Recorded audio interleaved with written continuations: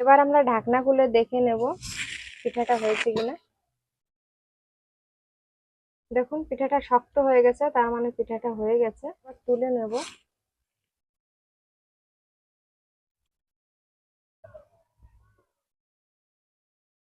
নমস্কার বন্ধুরা, অরিত্র কিচেনে আপনাদের সবাইকে স্বাগত। শীতের সময় পিঠে খেতে সবাই কম বেশি ভালোবাসে। ভাপা পিঠাটা তার মধ্যে অন্যতম একটি পিঠা। বাড়িতে থাকা সরঞ্জাম দিয়ে কিভাবে সুস্বাদু ভাপা পিঠা তৈরি করা যায় এবং যাতে সুন্দর হয়, পিঠাটা ভেঙে না যায়, সেটা স্টেপ বাই স্টেপ আপনাদের দেখাবো। চলুন প্রথমে আমরা চালের গুঁড়ো তৈরি করে নিচ্ছি। আমি সকালে এই চালটা ভিজিয়ে রেখেছিলাম, দেখুন ভিজে গেছে চালটা। আমি এখন এটা বেটে নেব শিলনোড়ায়।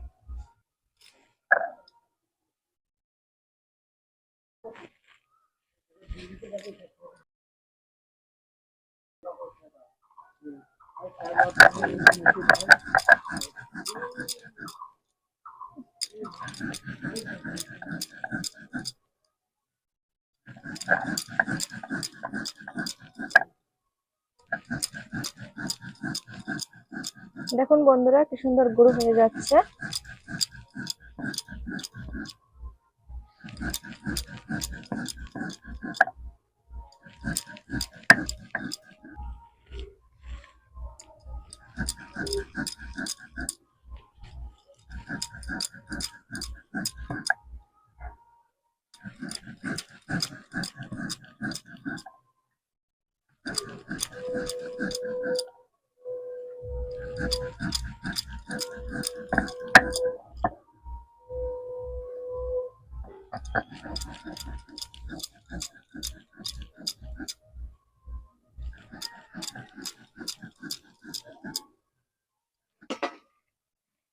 এই দেখুন গুঁড়ো হয়ে গেছে, এবার আমরা চেলে নেব।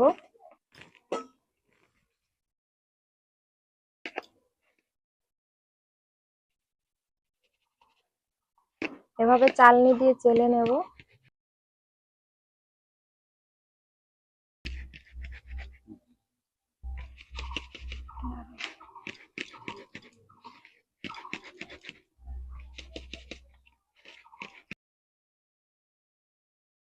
এইভাবে আমরা গুঁড়ো করে নিয়ে সব চালগুলো চেলে নেব। এই দেখুন আমি সব চালগুলো গুঁড়ো করে নিয়েছি। নারকেলটা ভেঙে নিয়েছি, এবার কুড়িয়ে নেব।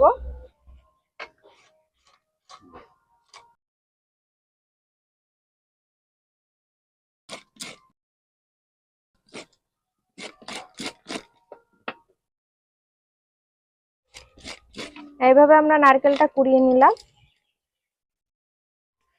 ভাপা পিঠা তৈরি করার জন্য চালের গুঁড়োটা মাখানোটাই হচ্ছে খুবই গুরুত্বপূর্ণ, কারণ এটা যদি বেশি জল হয়ে যায় তাহলে এই পিঠাটা ভালো হবে না, আর যদি কম হয় তাহলে ভালো সেদ্ধ হবে না। তাই আমি এখন এই চালের গুঁড়োটা ভালো করে মাখিয়ে নেব।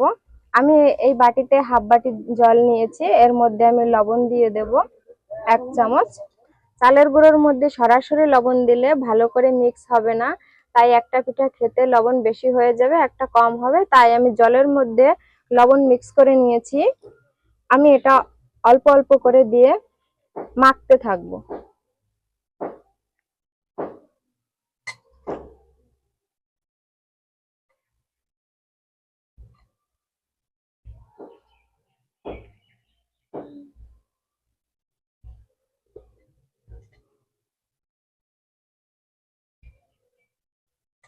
জল অল্প অল্প করে দিতে হবে, কারণ একবারে যদি বেশি হয়ে যায় তাহলে সমস্যা হয়ে যাবে।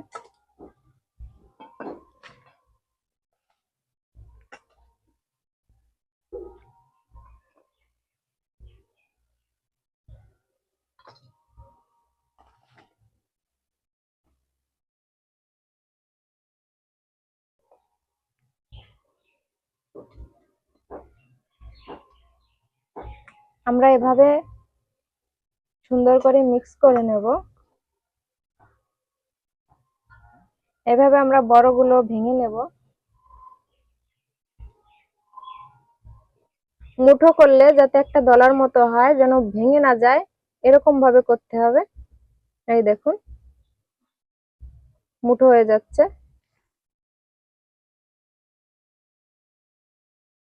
দলাগুলো ভেঙে এইভাবে করে নেবেন, তাহলে পিঠাগুলো ভালো হবে। এবার এবার আমরা এটা 10 মিনিটের জন্য ঢাকা দিয়ে রেখে দেব। ভাপা পিঠা তৈরি করার জন্য আমরা এই হাঁড়িতে কাপড় বেঁধে নিয়েছি। আমরা এখন এর মধ্যে জল দিয়ে দেব গরম করার জন্য। আবার চুলার আঁচটা ধরিয়ে দেব। আমরা ভাপা পিঠার জন্য নারকেল আর খেজুরের গুড় নিয়ে নিয়েছি। নারকেল আর খেজুরের গুড়টা মিক্স করে নেব পিঠার মধ্যে পুর দেওয়ার জন্য। আপনারা চাইলে আলাদা আলাদাও দিতে পারেন। আমরা ভালো করে নারকেল আর গুড় মিক্স করে নিয়েছি। এবার আমরা চাপা খুলে নেব। আমরা পিঠে বানানোর জন্য এই বাটিটা নিয়ে নিয়েছি, আর এই পাতলা কাপড় নিয়েছি। পিঠে বানানোর আগে কাপড়টা ভিজিয়ে নিতে হবে।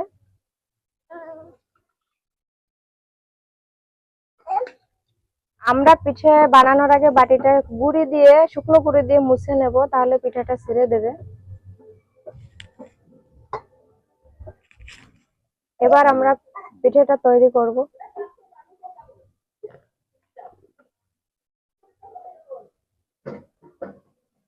বেশি চাপ দেওয়া যাবে না, হালকা চাপে করতে হবে।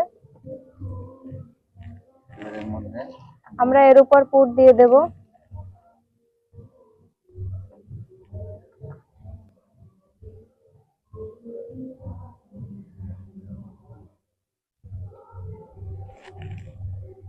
আবার এরপর গুঁড়ি দিয়ে দেব।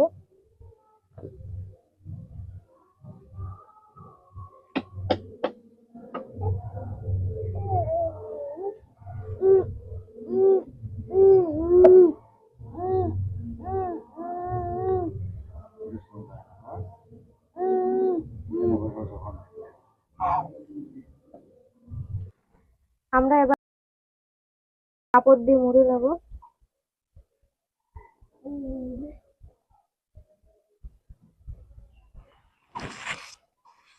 হাঁড়ির জল গরম হয়ে গেছে, ভাপ উঠছে। আমি এবার পিঠাটা দিয়ে দেব।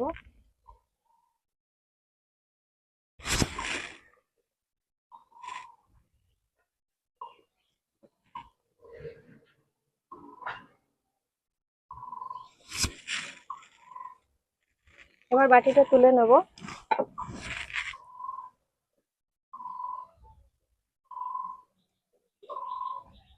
পিঠাটা এভাবে মুড়ে দেব। এবার আমরা এটা দিয়ে ঢাকা দিয়ে দেব। এটা ভালো করে ঢাকতে হবে, তা নাহলে পাশ দিয়ে বাষ্প বেরিয়ে গেলে পিঠাটা ভালো সেদ্ধ হবে না। আমরা আর একটা পিঠা বানিয়ে নেব। এটা হতে হতে আমরা চালের গুঁড়ো দিয়ে এটা মুছে নেব, তাহলে পিঠাটা ভালো ছেড়ে দেবে।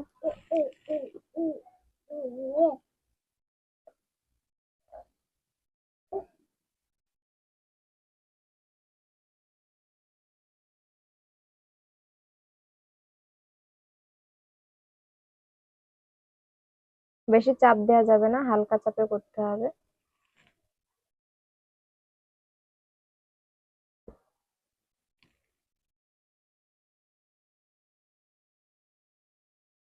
উপর দিয়ে চালের গুঁড়ো দিয়ে দেব।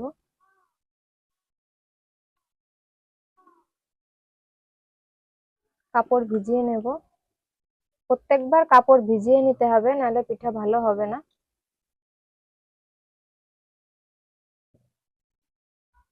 এবার আমরা ঢাকনা খুলে দেখে নেব পিঠাটা হয়েছে কিনা।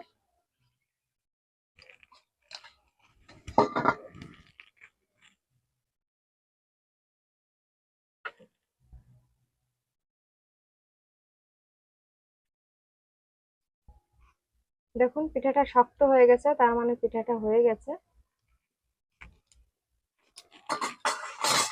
আমরা এবার তুলে নেব।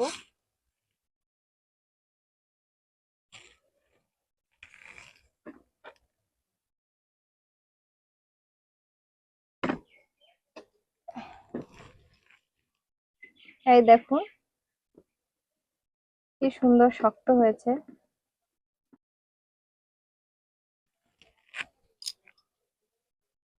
আমরা আরেকটা পিঠা দিয়ে দেব।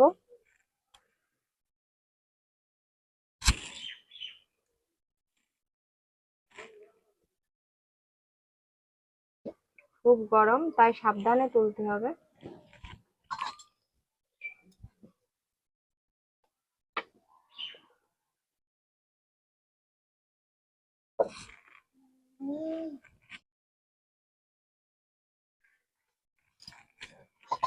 এবার আবার ঢাকা দিয়ে দেবো। আমরা আরেকটা পিঠা তৈরি করে দেখাবো।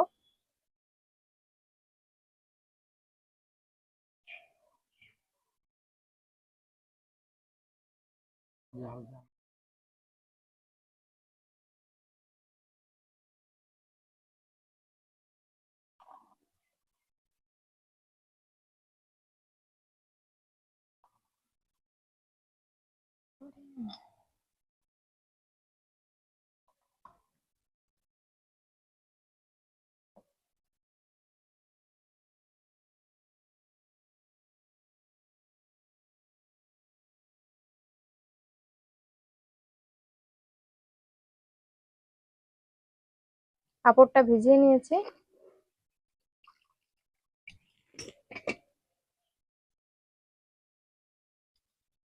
মুড়ে দেব।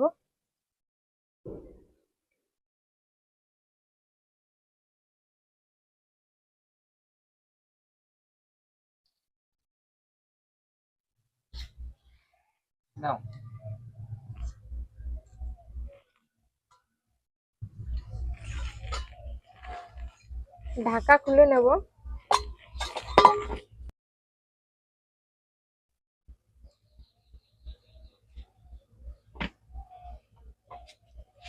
এই পিঠাটাও হয়ে গেছে, নামিয়ে নেব।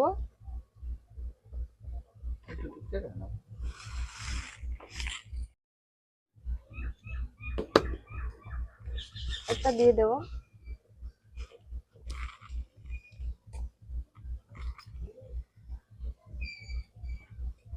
বাটিটা তুলে নেব।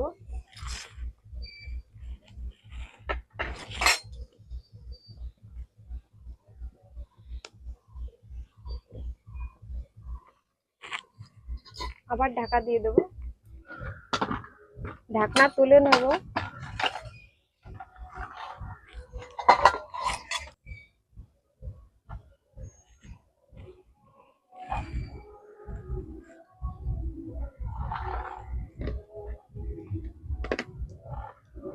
দেখুন কি সুন্দর হয়েছে,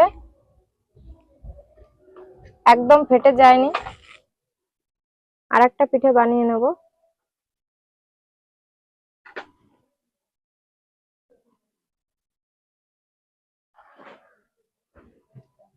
পুরটা দিয়ে দেব।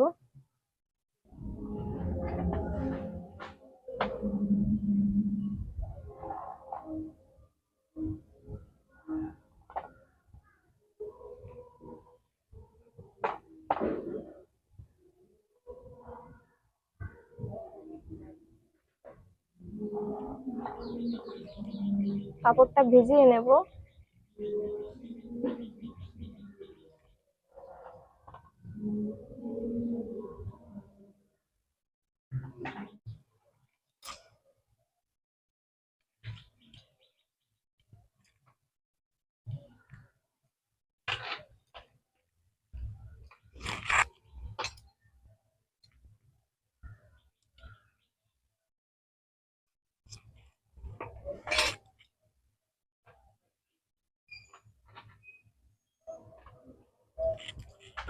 ঢাকা দিয়ে দেব।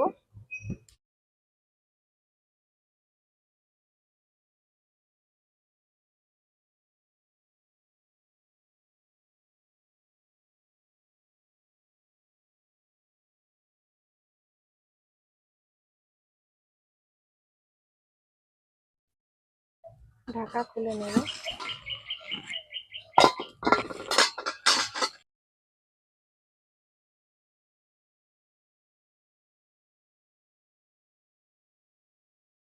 এই পিঠাটাও হয়ে গেছে, নামিয়ে নেব।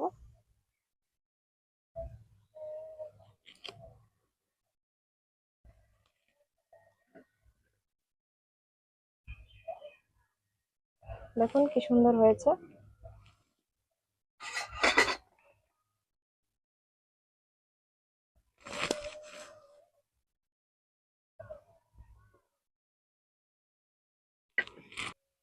এই দেখুন বন্ধুরা, আমাদের পিঠা তৈরি হয়ে গেছে।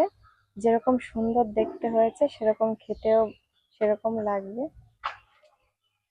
ভিডিওটি শেষ পর্যন্ত দেখার জন্য অনেক অনেক ধন্যবাদ।